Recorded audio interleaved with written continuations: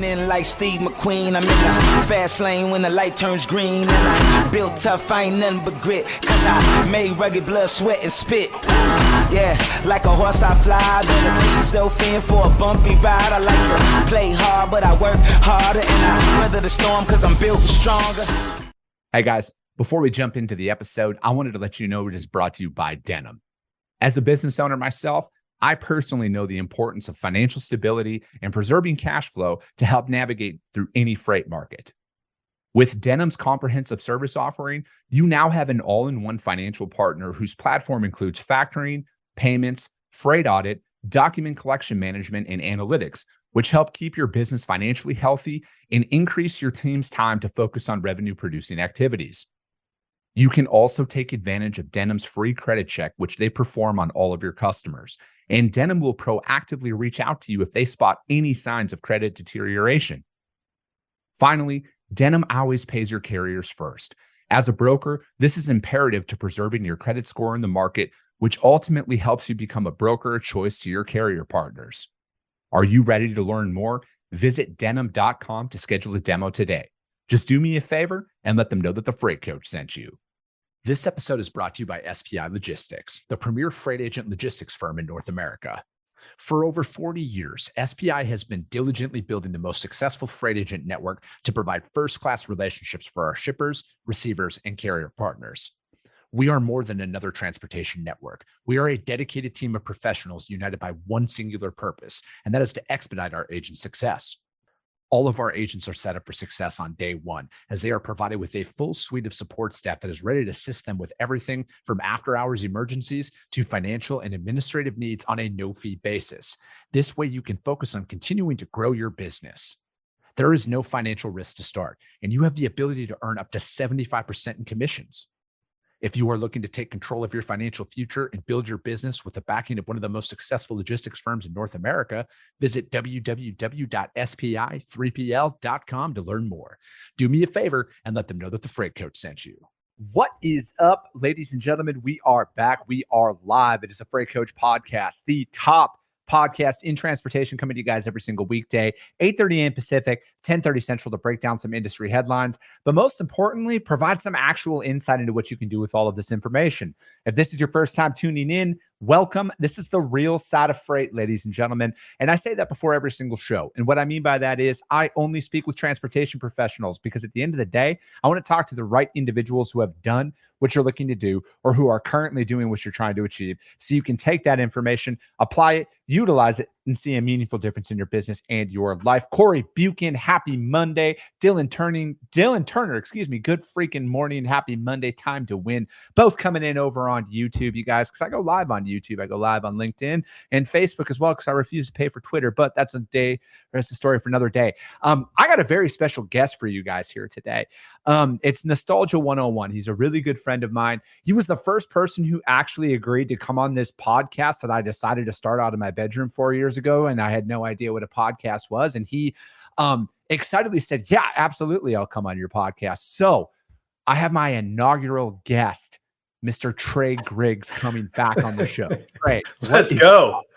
What's up, man? It is good to be back, man. I even forgot that you were literally in your bedroom. I remember that whole setup that you had, and that's just crazy. 4 years flies by, man. It's nuts. Hold on, and I still have the OG. Yeah, you do, the OG hat, which I got it right. Yep.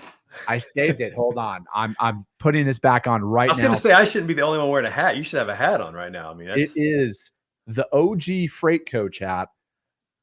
I didn't even know what any of that. I still don't know what the hell I'm doing, Trey, to be honest with you. I just know I got to hit record every day at the same time. But yeah, man, dude, it's so crazy what all of this kind of like evolved into, you know, like I remember, because I still talk about it, right? Like I just Googled and YouTube University how to podcast. Like I didn't know what the hell I was doing, man. I was delivering pizzas back in the day. I remember that. You know, it was like everybody, you know, that like it was, just everybody's going to want to come on your show once you start a podcast. That couldn't have been further from the fucking truth.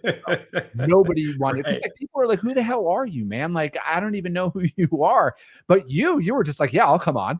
And I don't even know why you agreed to it, but it was like, dude, and that was just like the start though, man. And I think like with so much stuff out there, it is literally just starting.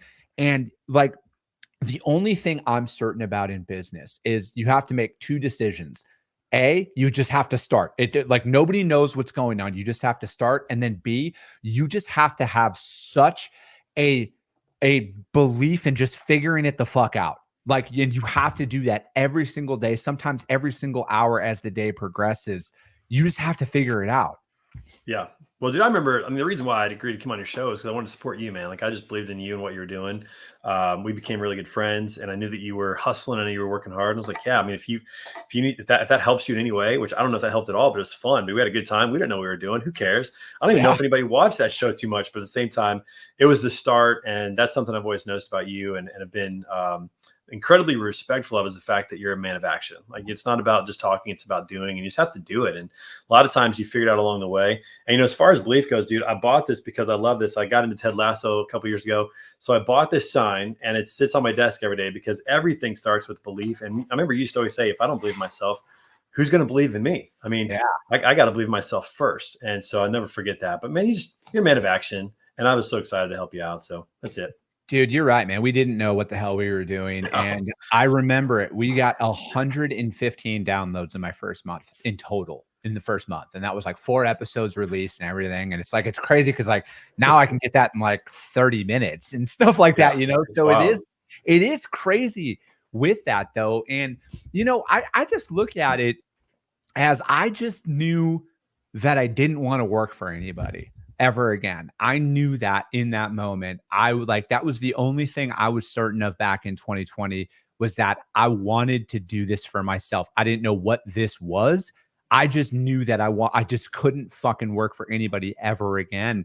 And I told myself that day that I will never take a paycheck from somebody else ever again as my primary source of income.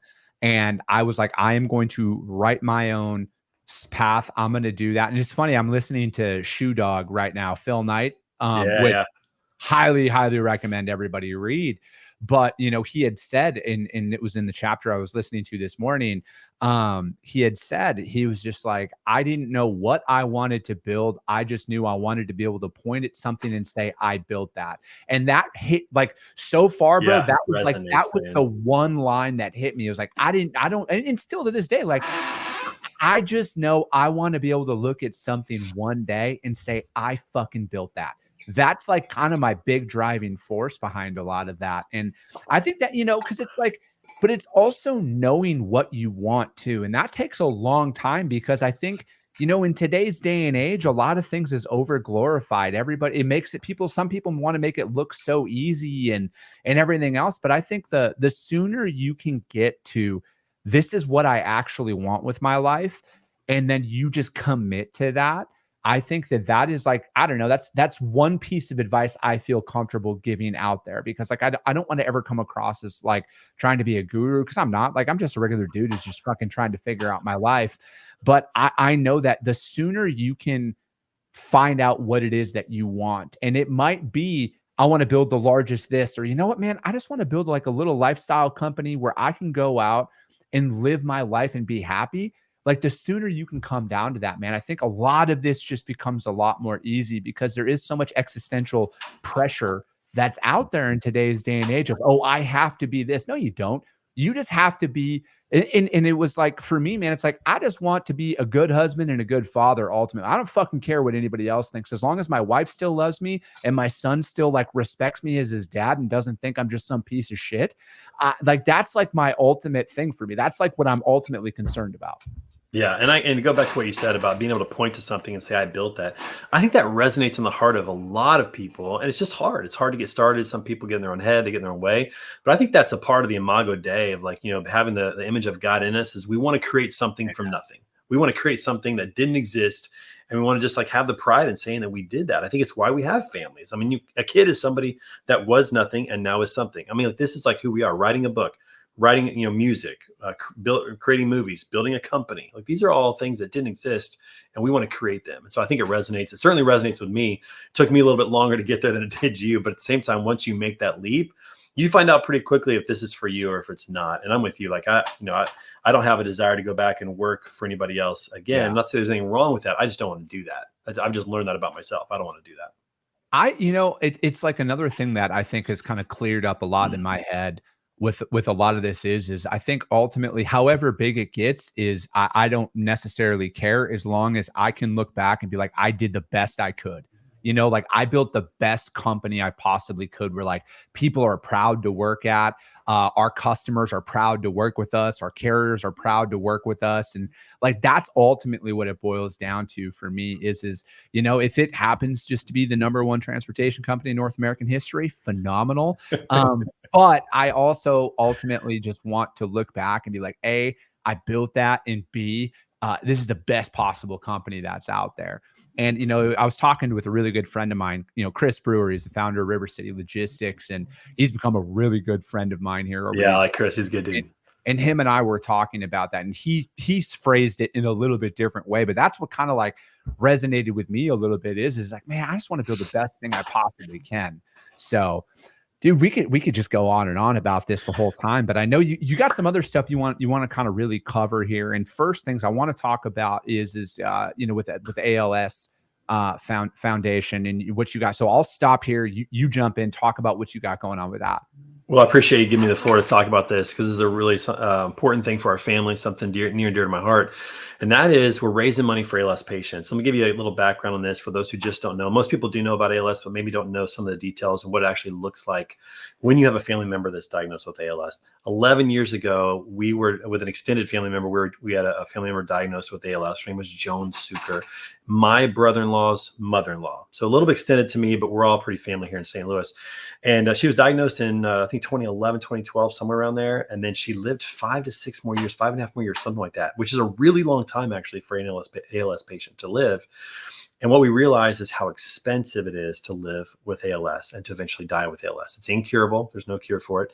And the costs are unbearable for a lot of families. And what I mean by that is when you have ALS, there's a lot of things that you need just to survive or just to continue that aren't medical. Accommodations to your home when you start to lose the ability to walk, accommodations to cars, communication devices, a lot of other things, a lot of other treatments just to make life comfortable. And just the idea of taking time off to be family, take an extra vacation and go spend time together before this, event that is coming, which is death.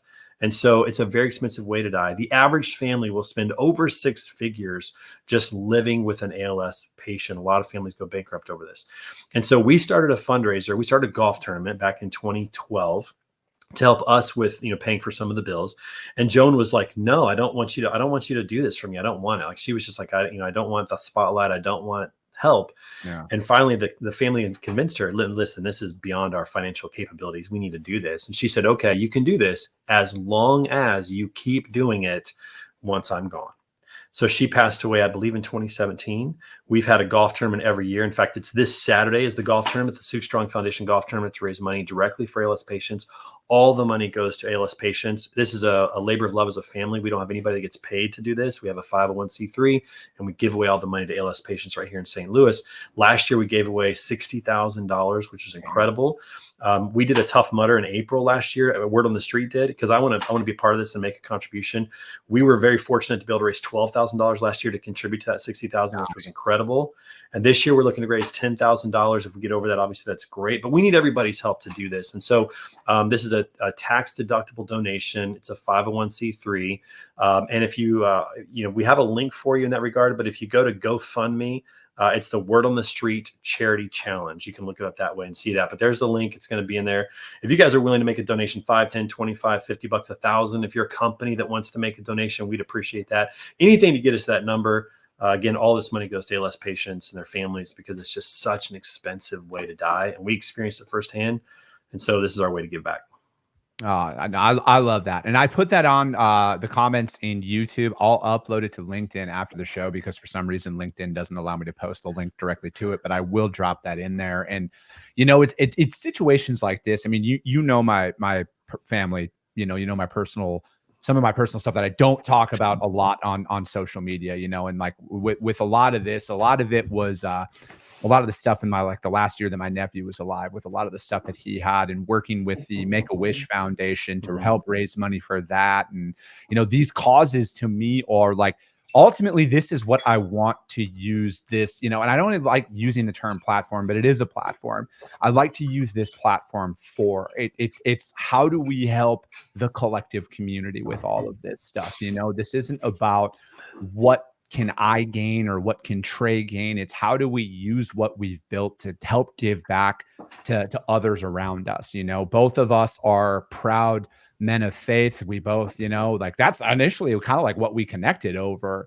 And Trey has a different way of communicating than I do with a lot of stuff. If you follow my content. But ultimately, we both really want the same thing, and that's to give back to others and help others with all of this stuff. Because otherwise, it's like, what's it all for? Ultimately, right. What's it all for? Because there are people out there.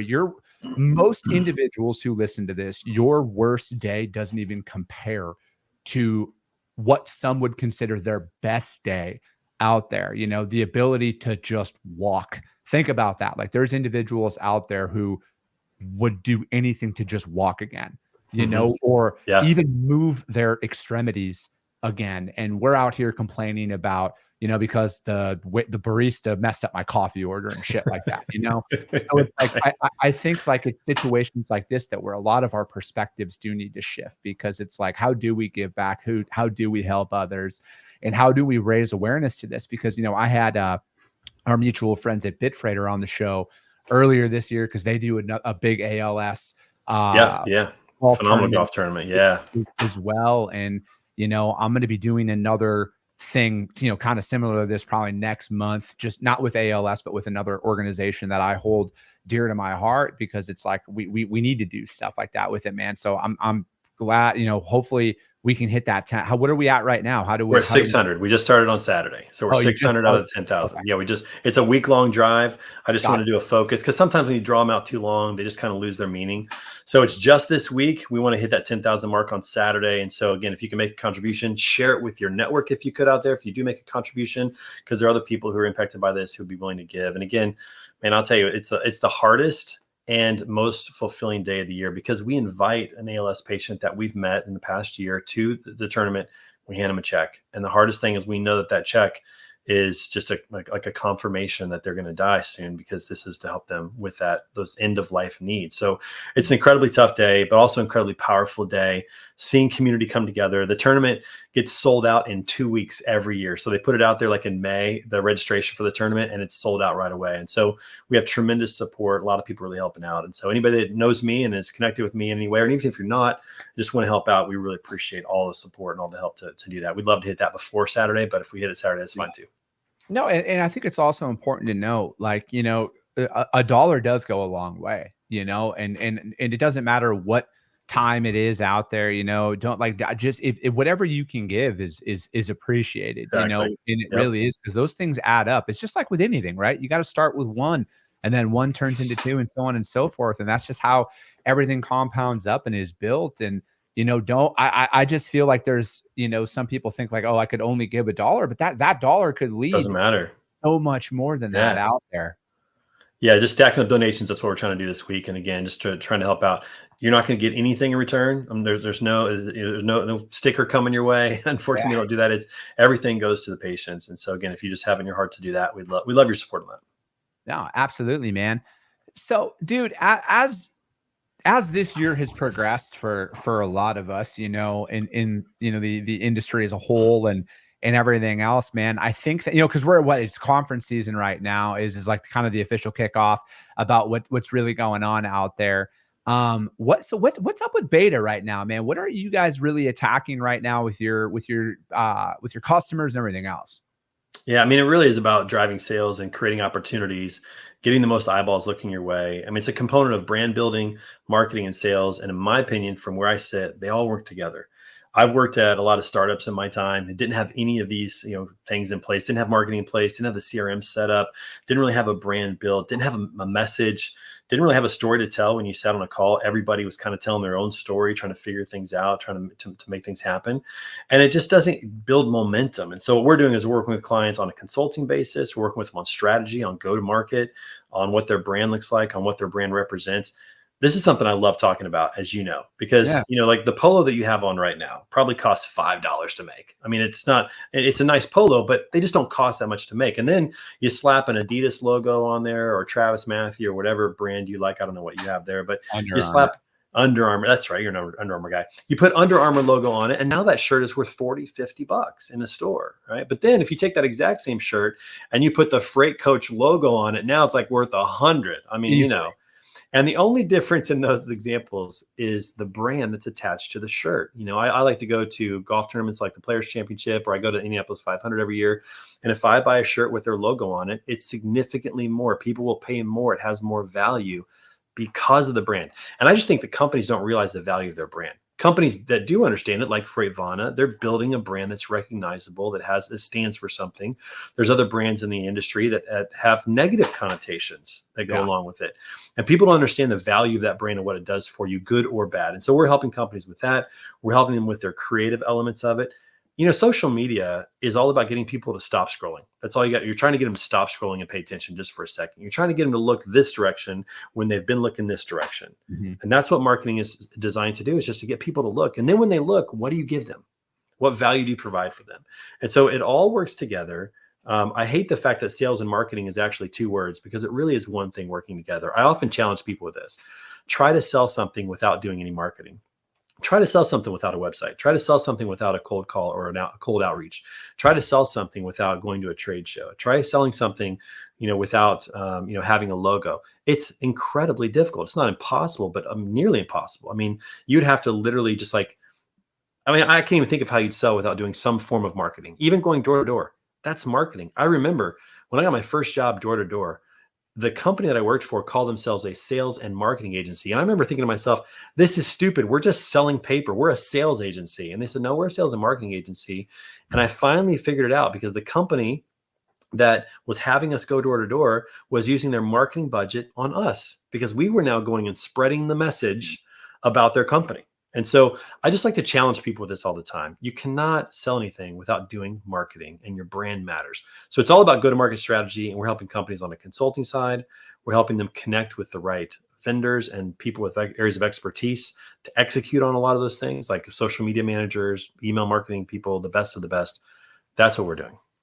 I also think, though, at least from my standpoint, my opinion is you can't sell anything unless you market. You can't sell anything unless you have a brand, right? And it was like, I just go back to, back to the first podcast that we did, right? Like how unorganized, and we didn't know what the hell we were doing back on episode 1. And now after a little over 4 years later, I know a little bit more, but it's an actual business now, right? Like there's an actual system we follow. Like I got my guy Christian, who he doesn't actually, I don't think he edits the stuff, but he actually, he does all that pre-episode production, post-episode production. He gets all of that stuff, headshots, bios, afterwards. He sends over a promotional package, clips, all of that stuff.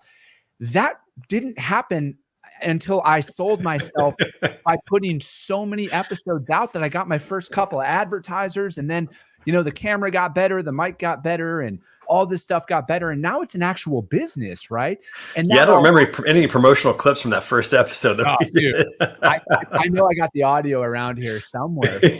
Like it was just one of those things, man, where it's like, you got to start with one, right? Your marketing, branding, and selling from day one. And then eventually, as from my perspective, you get a little bit more mature, then you get some people in the organization that kind of head that up. But I think any company out there, it's all synonymous. It's all one and the same, because, I think that, learning what what's your story? What is your brand? What are you trying to do with your business? I think is crucial. Like one of our things is like when we started the brokerage, we have core values, right? And like we market ourselves on our core values. Our number one core value in our business is to do the right thing.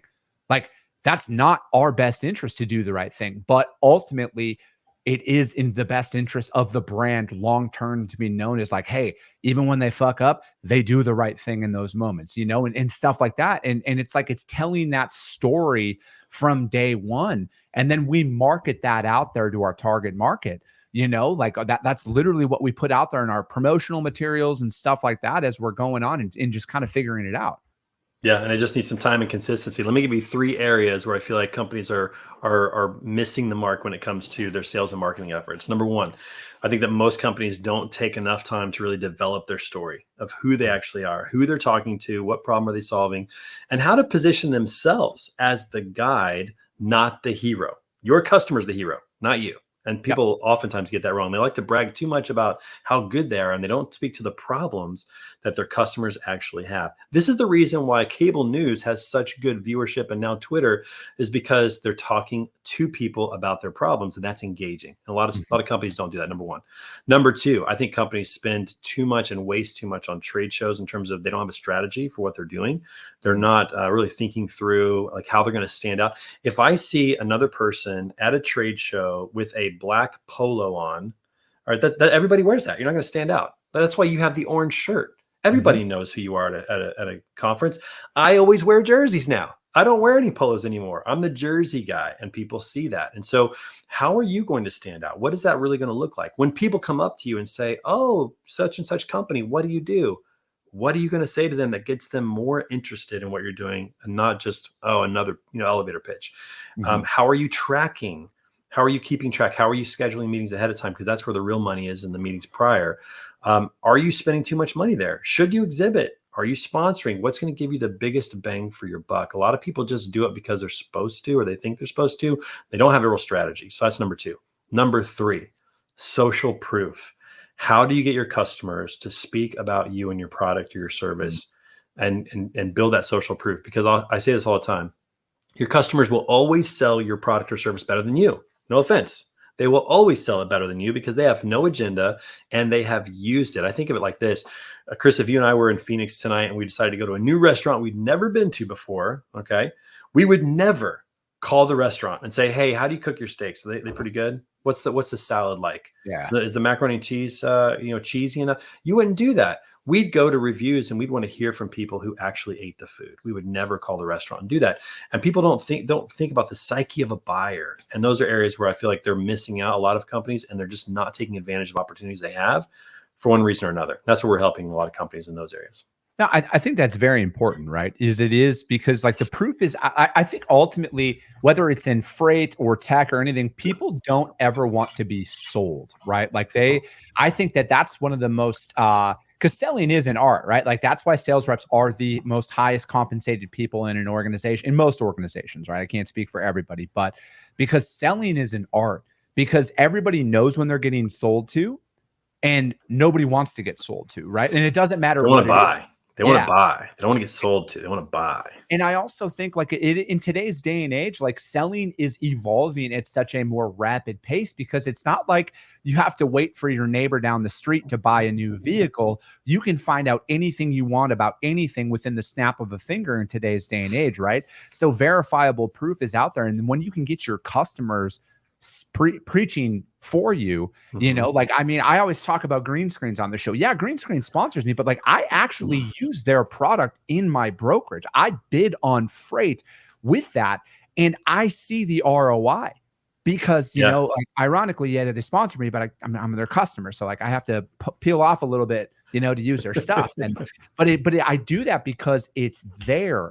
All right. It works. And I win freight. I have a P&L that I can track back, you guys, and say, hey, look, pre-green screens, post-green screens. What is my win rate and everything else that's out there? So from me, it's like for you to get out there and get your people talking about you, not just your staff, get the people out there who are actually using your product, your customers, that word of mouth.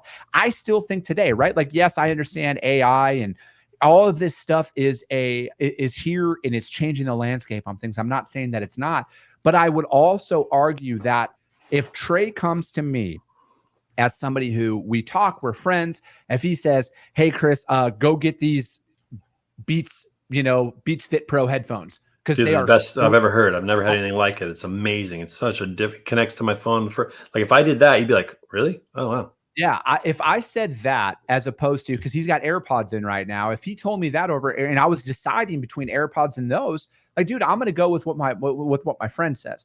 That, it's just like with all of these things in freight sales as well, right? You never know who you're talking to and you never know where they're going to end up one day, right? So it is about doing that right thing time and time again, and then asking for those referrals on top of that. Like that's crucial. Ask for those referrals and do that. And your customers will, if you're actually as good as you think you are, your customers will have no problem screaming your name from the mountaintop. Yeah. And I'll say this too, like a lot of people are afraid to ask those referrals, which they shouldn't be, especially if they're doing a good job, but they just forget to ask for referrals or forget to ask their customers for help in these areas. Most people that I talk to, because we do a lot of testimonial videos for our customers. Yeah. I've yet to have a prospect or a customer that we reach out to about doing a testimonial video say, no, I'm not going to do that. The only ones who do say no, it's because of a policy. But outside of a company policy that doesn't allow them to do it, they want to help. They actually want to help you if you're doing a good job for them. And a lot of times people just don't ask about that. And, when you think about this, we did this at Lean and this worked really, really well. And this is why I'm so high on this. When your customers get a chance to speak with your prospects, it's every bit as good as a word of mouth referral. So how do you get them in the same room? How do you do this? And this is where there's creative elements that we're helping companies think through this. Like, where can you spend your dollars better to get a better return on some of those things? And man, like, you're absolutely right, man. If a friend tells you about something or somebody that you trust tells you about something, man, you are like increasingly more likely to do that. Here's an interesting quote. Kevin O'Leary, Mr. Wonderful. Everybody knows him from Shark Tank. All right. He was on a show the other day and was quoted as saying 5 to 10 years ago, the most valuable person in his organizations were the engineers. And now the most valuable people in his organizations are the storytellers. Because when you think about what happens on Instagram and on TikTok and on social media, you have people telling stories to sell stuff. You have people giving their testimonial experience, comments about what it was like using that product. And that's selling like crazy because that's the psyche of a buyer. And you have to tap into that. Oh, dude, I love it. Trey, this show is a lot more organized than it was 1,033 episodes prior. Well, the set looks great too with the flag and the neon sign. I mean, the whole thing's come a long way, man. Dude, it has evolved, and we keep these shows at 30 minutes because all of our viewers have day jobs. I'm not just out here looking good. I look good, but like I also got to get back to work as well on top of that. But man, how does anybody reach out to you to find out more about what you guys got going on? Well, certainly follow me on LinkedIn. I love connecting with people on LinkedIn. It's an easy way to send me a DM for sure. You can also go to our website, betaconsultinggroup.com, and see what we do there. But again, make sure that you connect with me on LinkedIn personally. That's the fastest way to do it. Let us know what you guys are struggling with, what your challenges are. Everybody's got challenges right now, especially with sales. And, we're committed to helping you figure those things out. Perfect. I love it. Trey, thank you so much for joining me. We got more guests coming on this week, you guys. And as always, if you guys got value in what you heard, which I know you did, but if you did and you're not subscribed, subscribe to the show, you guys. Share it out there to your network, because if you see value, your network's going to see value as well. I appreciate you guys. I love you guys, and we'll be talking to you soon.